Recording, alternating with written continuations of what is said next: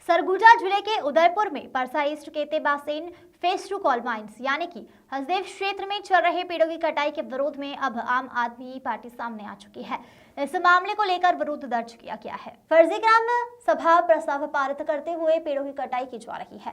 Press वार्ता कर बताया कि कोल माइंस के लिए गलत तरीके से फर्जी ग्राम सभा प्रस्ताव बनाकर पेड़ों की कटाई की जा रही है, जहां कुछ जनप्रतिनिधियों के साठगांठ से कोल माइल कंपनी पेड़ों की कटाई कर रही है, जिसे रोकने के लिए आम आदमी पार्टी सरगुजा जिला मुख्यालय में धरना दे रही है। बता दें आपको, राजस्थान विद्युत उत्पादन कंपनी को कोल ब्लॉक आवंटन किया गया है, जिसके एक्सटेंशन के लिए पेड़ों की कटाई की जा रही है और लगातार इसका विरोध ग्रामीणों के द्वारा किया जा रहा है। दिवसीय धरना हसदेव को लेकर के अंबिकापुर में रखे हैं। ये बड़ा श्रृंखलाबद्ध दोनों सरकार, जैसे कि 2014 में राहुल गांधी जी जब हसदेव क्षेत्र में आए तो यहाँ बोल के गए कि जंगल यहाँ के नहीं कटेंगे, इसकी हम श्योरिटी देते हैं।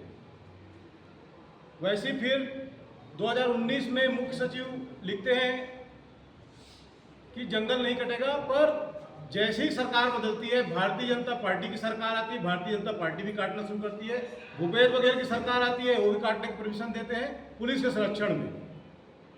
कुल मिलाकर के अदानी को दोनों पार्टियां मिलकर, दोनों पार्टियों के कहीं न कहीं गुप्त गठबंधन है कि छत्तीसगढ़ को खोखला किया जाए। छत्तीसगढ़ के जमीनों पर इनका नजर है।